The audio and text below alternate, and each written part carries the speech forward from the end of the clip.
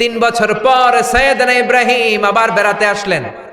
আজকেও সাইয়েদনা ইসমাইল বাসায় নাই। সাইয়েদনা ইব্রাহিম সালাম দিলেন, আসসালামু আলাইক।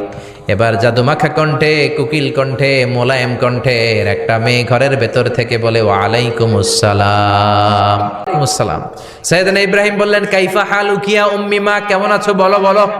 মেয়েটা বলে, আলহামদুলিল্লাহি আলা কুল্লি হাল, সব অবস্থায় আলহামদুলিল্লাহ। সুবহানাল্লাহ পড়ে। সংসার কেমন চলে? কয় খুব ভালো। খাওয়া দাওয়ার অবস্থা কি? কয় আরো ভালো। এবার মেয়েটা বলে, কে আপনি?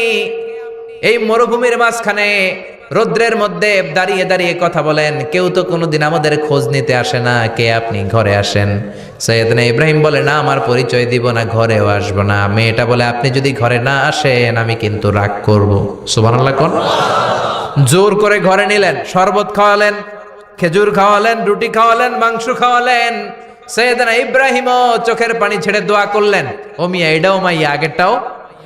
আহা, বেশ কম আসরা নাই। সাইয়েদনা ইব্রাহিম মাথায় হাত বুলিয়ে দিয়ে দোয়া করলেন আর বললেন, ইযা জা যাওজুক মিনাল গাবা, তোমার স্বামী যখন বন থেকে ফিরে আসবে, ফাকরাই আলাইহিস সালাম, তোমার স্বামীর একটা সালাম দিবা।